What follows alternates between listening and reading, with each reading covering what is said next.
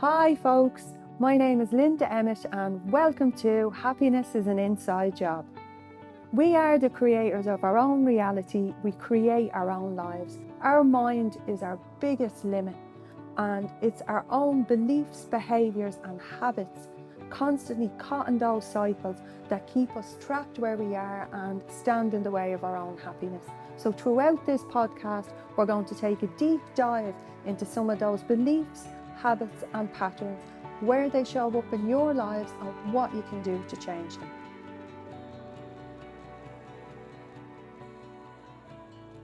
On this week's podcast, we're going to talk about body image. Now, this one, I'm hugely passionate about body image. Well, I'm usually passionate about a lot of things involving our mental health and what impacts us. But this one in particular, body image, because there's very few of us a negative body image hasn't impacted at some point.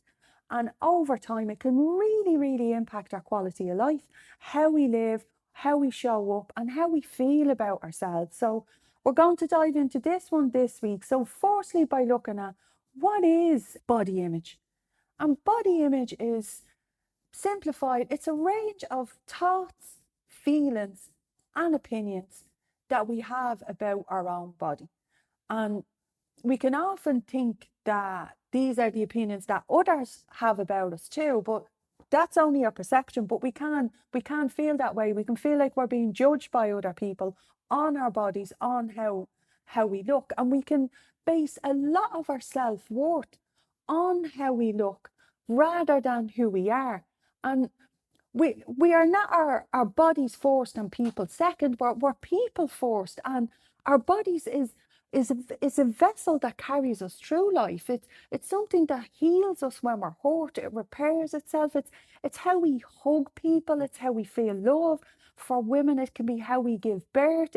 It does so much more than just being a visual instrument for us to hammer at times. And it's looking at first today, folks, where our body image can come from and what we can do to impact it, to boost it, to enhance our body image and therefore enhance our own confidence and our own self-esteem. Because as a lot of you know, I struggled massively with body image in the past, and for years, to the point of massive harm to myself, destructive dieting, and a lot of things, bulimia, I'd stomach ulcers, I'd hernias, I'd you name it, and that all dialed back to my own body image, what I seen when I looked in the mirror, and how hard I was on myself. Behind that was low self-esteem and low self-worth. A part of where it showed up was in my own opinion of myself, my perception of myself. And just even thinking now, before I came on to record this, I was actually thinking of that version of me, I suppose, a decade, 2 decades ago. And I would have been over a stone lighter than I am now, at least a stone lighter. But when I think back to that, I can't picture me a stone lighter. I can't see myself a stone lighter when I try to picture it in my mind. And why? Because my brain never actually had a snapshot of what that actually looked like, me being a stone lighter. When I looked in the mirror, what I saw was my perception. When I looked in the mirror, what I saw was fat. What I saw was blob. What I saw was all the places I wanted to fix, all the areas I wanted to work on. So I never seen the reality of what was there. So therefore, I don't have a realistic picture of what I looked like when I was a stone 18 pounds lighter, which is the maddest thing, because we can often not see what's there. We can see our own perception. This shows up a lot with anorexia. You see that body dysmorphia. When I look back now, clearly I absolutely had some body dysmorphia. Now, obviously, if I look at it, a photo of myself, I can see it clearly there. I can see the difference in how I looked, how I was. I was in ways for me now, even how I held myself, like my body, my posture, I was quite frail looking, and I certainly wasn't healthy. I would have worked hard in the gym and things like that, but internally, me organs were screaming in many different ways. I was a 20 a day smoker, and that certainly I believed helped with appetite suppression as well. Now I enjoy the cigarettes for other reasons, but it was certainly one behind it. And I used to, save some of my calories for the weekend when I was having a drink and do all of these destructive things. But I was never happy. I was always chasing a better body image. But what I was chasing when I look back was a feeling that no matter how low my weight got, I never felt, because that wasn't the way to get to it. But that's certainly some of what I've experienced. And what, even when, like, we can measure ourselves through what other people say to us, through, the compliments we get and things like that. But even when I look back, yeah, it made a little bit of a difference, of course. But even that didn't have a massive impact, because it didn't shift how I felt about myself. It didn't change how I felt internally. And if we weigh how we feel about ourselves, or our weight or our body image on someone else's opinion, we could be on a roller coaster all our lives, because every time we get a negative opinion, that can shift us downwards. When we get a positive one, that can drive us upwards. And you can be emotionally hijacked every time someone makes a compliment or looks at you a particular way. And the other side of it is our own perception. What we think about ourselves shifts how we think other people are looking at us. If we think we look, say, for example, awful in an outfit, or, ugly, or any of these negative things, when we're looking at other people, we are looking for that reaction on their face. So if someone is frowning, we can be assuming that they're frowning because we look awful or we look fat, when they could be frowning because they're starving. But these are the perceptions that we make coming from where we are. And body image, especially, I believe, has a massive, massive impact on us day to day. And unfortunately, we are, and we live in, a body obsessed culture. We're faced every day with these unattainable ideals. And these are the things we're up against externally. If you look across your social medias, your TV, all of these things, they're unrealistically, often filtered images of people that we tend to try to aspire to. Like, how many of us focus are going to the gym or working out or working on our bodies? How many of us focus on that for our fitness, for our health and our strength and our mindset? Or how many of us focus on it for our body just to look better, for it to be more aesthetically pleasing? And these are the things to fit in. And these are built in from quite a young age. As a young age, many of us internalize beauty standards that we get from society. And as I mentioned, this is so much more of an issue now because of social media than it was years ago. At least years ago, we had the television. When you switched off the television, that was a little bit of the end of, I suppose, some of the external imaging we were getting from medias. Nowadays, it's constant, and it's absolutely everywhere because of social medias.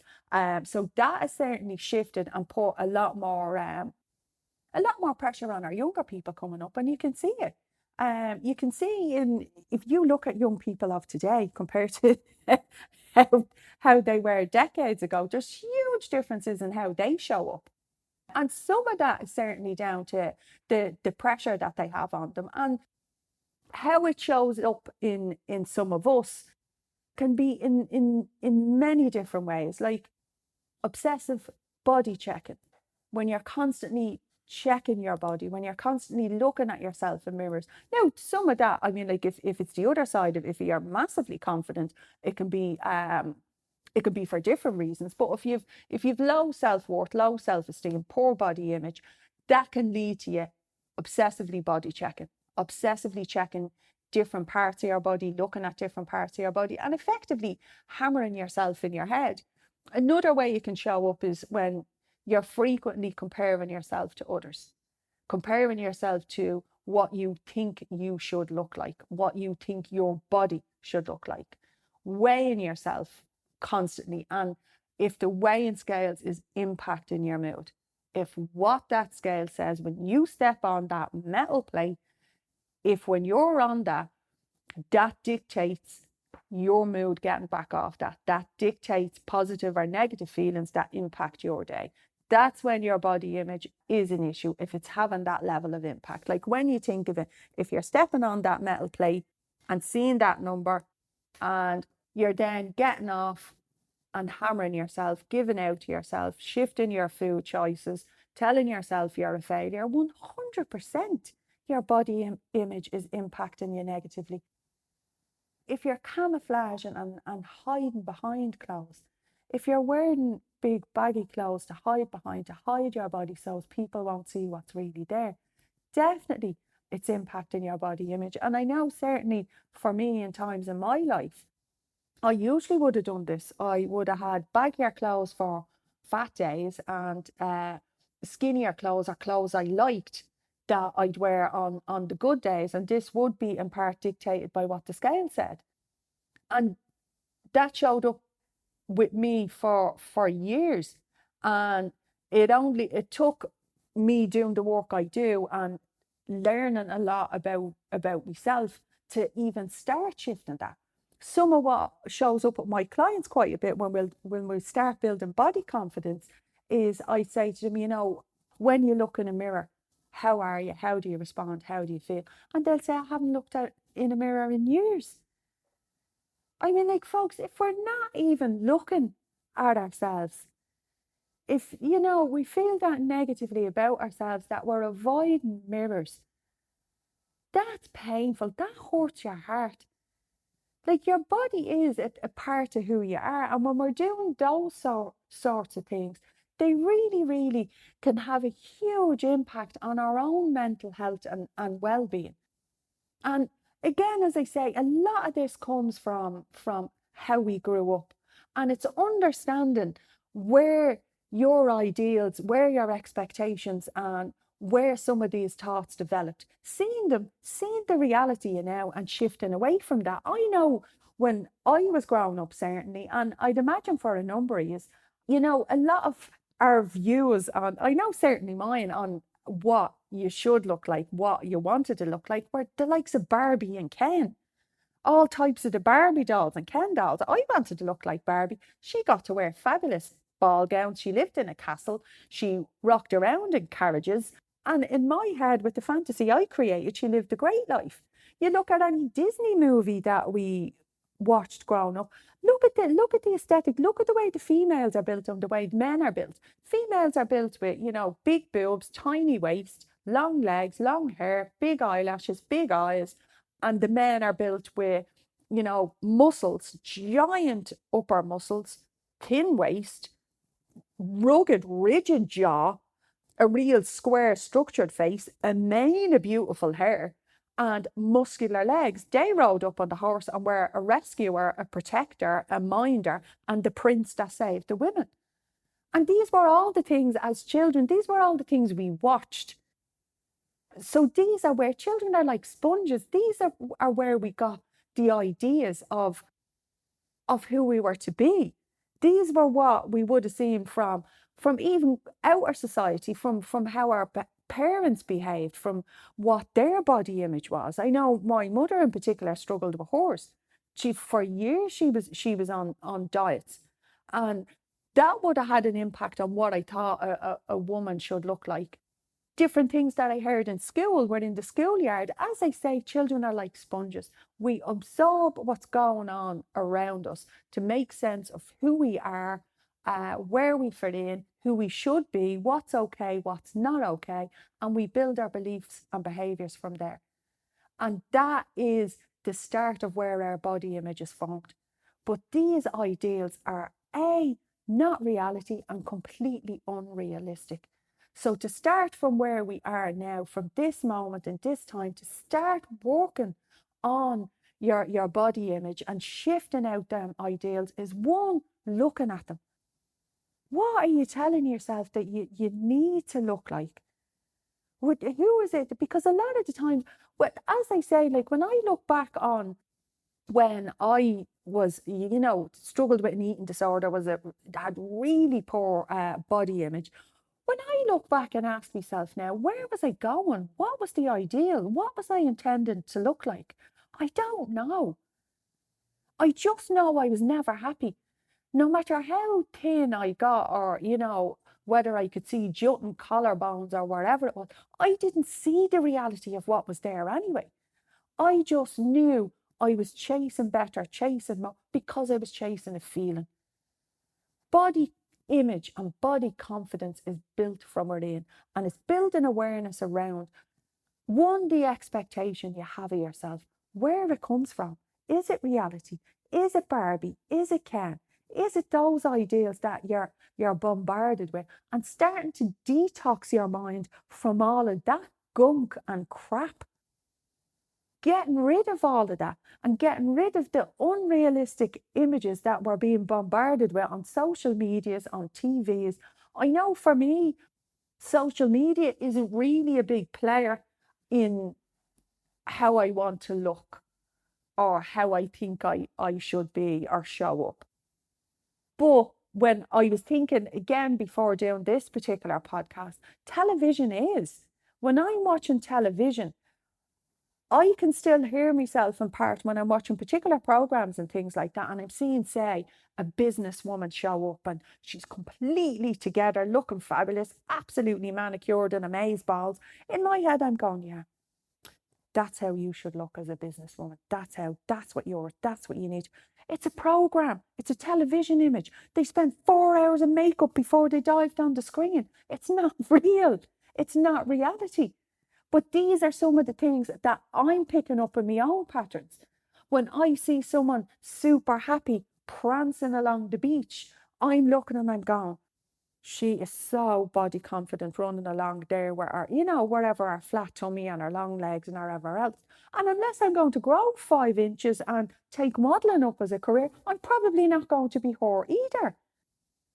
But it's all of this, and it's being aware of what's toxin your mind, what images you're taking in that are impacting, what's your expectation of yourself, what expectations you're putting on yourself, and realizing that they're probably in their decades, but you've been behaving alongside them. And as I say, looking from where you are now and starting to build body confidence.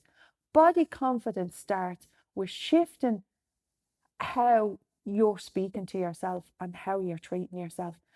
If you know, and this is a toughie, but I did do it myself a few years ago. If you know that standing on a metal plate dictates your mood, dictates your mindset, and dictates how you treat yourself and the food choices that you'll make, throw it out. Get rid of it. Detox. Detox from the images that you're embedding in your mind from medias and things like that. If you're following particular accounts or different things like that, that effectively you're hammering yourself with. Detox. Get rid of them. Throw the scales out. Start shifting and start building your body confidence from now. Shifting the image that you believe you've to have of yourself is first. Seeing it obviously first, figuring out what you expect of yourself, then shifting it, changing your own ideal and starting to build the confidence that you want now. Body confidence, as I've said earlier, it does not come with the amount of weight you lose. It absolutely doesn't. You will forever be chasing that extra pound if you're looking for a feeling in it. If you're looking to feel good, to feel confident, to boost your self-esteem, that process has to start now. And that's what drives you forward into, if you're feeling more confident, you're more willing to put the nice knickers or jocks on that you've been harbouring away for a special occasion. It pushes you into wearing the nice outfit each day, not on the day you feel good. Wearing the nice outfit helps you feel good. Going to those events. The thing with body image and body confidence, of course, media and how we grew up absolutely impacts that 100%. It set the course for how we're feeling now. But the person who's most likely to be body shaming you now the most is you. It's not anybody else. So that's the piece that needs to shift, because where it shows up in is it's impacting whether you are or aren't looking in the mirror, what you say to yourself when you look in the mirror. It impacts your relationships. If you're in a relationship and your body image is extremely low, chances are it's impacting your sexual relationship. You're not willing to, show up feeling super sexy, body confident and fabulous, getting your jollies on, if your body image is extremely poor. So it's impacting the intimacy, it's impacting the orgasms you may have, it's impacting that side of your life, things you enjoy. It's impacting how you dress yourself, what you're willing to wear, what you allow yourself to wear, which is worse. It's impacting the events you show up, or whether you're saying to yourself, what I'll do is I won't go to that now. I'll fix myself and then I'll go the next time, or I'll start doing that the next time. Isn't that an absolutely horrible sentence? I'll fix myself. That's body shaming. There's nothing that needs to be fixed. There's nothing that needs to be altered. Building your self-esteem and you're building on your body image is something that we need to be doing now. Because it, as I've mentioned, it hurts your heart hearing those horrible things. It tears you down. It is body shaming. And we're the ones that are the most guilty of it. So starting from today, building your body image, building your body confidence, shifting, throwing out the scales, detoxing your mind, shifting what you're saying to yourself in the mirror, and building from now. Finding those things you like about yourself, even if they're the smallest thing. Like, I didn't always dance in the mirror. For years, I avoided the mirror, or I hammered myself when I looked into it. Now I dance in the mirror. Now, even when I'm feeling a bit more shitty, I still dance in the mirror, because I know what it does for me. I know the difference it makes.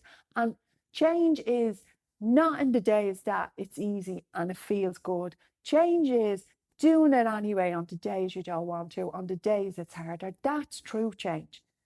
That's what brings you forward, because it's when you step over the hurdles, when you move through them, when you do it anyway, when you don't feel like it, that's a true marker of change. And will it feel uncomfortable? 100%. 100%. When you look in the mirror and you're looking at yourself and going, God, you have a great chest there, or you've beautiful shoulders, or you have a lovely waist, or I like my legs, or any of those things. Will you feel uncomfortable? Absolutely. But two things there. It's far less uncomfortable than hearing that voice that says, look at those tree trunks, look at your fat belly, look at your fat ass, stay to you. It's far less uncomfortable than hearing that. It's far less hurtful than hearing that. And this is why it's so important to start building it in. And it will only feel uncomfortable for a very short time. And if it's a thing that it's a huge struggle to be able to say that to yourself in the mirror. Say to yourself, I want to like my stomach. I want to like my legs. I want to like my ass. I want to like my nose, and start working on it. That's one of the first steps to building body confidence and shifting your own body image, because our body image now comes from ourselves. It comes from internal. Like, as I've mentioned, external 100%, it does bombard us. It does have an impact, but the impact it has can only land as hard as what we feel about ourselves anyway. Another thing that we really need to do to work on our body image is we have to start seeing more. Seeing more than lumps of fat, or pieces we don't like, or bits of cellulite, or bits of flab. Our body is so much more than that, so much more. It's the vessel that carries us through life. Look at the last time you had a cut, and how your body heals itself. The last time you were ill, how your body heals itself. It's how we hug, it's how we love, it's how we feel. We experience life through the body that we're in. Yet sometimes we can only see what's in the mirror. So learning to see more, see it as a whole and everything it does. The eyes you see the world through, the ears you hear through, you hear your loved ones, you know, the voice, you speak your truth with, you sing with, you snore with, you do all the things you do with. The heart that beats in your chest from the womb straight through to the grave. The lungs that breathe life into you, the feet that walk every day relentlessly, even when you're tired, they keep going when you decide to go out on that walk or wherever it is. The spine that supports you, all of these things it is. We need to be seeing more the beauty that it is. And seeing that when you look in the mirror and thanking it for showing up, thanking it for serving you. And if it's a thing you want to go on, you want to lose a bit of weight, it's building this in the background that builds the motivation that moves you forward. But above all else, it's knowing that you are absolutely beautiful as who you are. Your body is an instrument, not an ornament to be viewed. You're so much more than that. So above all else, starting to see more is where shifting your body image and shifting your body confidence comes from. And that really enhances your own health and well-being, because it shifts what you're viewing, what you're feeling and what you're seeing in the mirror. And it's so important, guys. As I say, we deserve to feel beautiful every day and we deserve to love ourselves.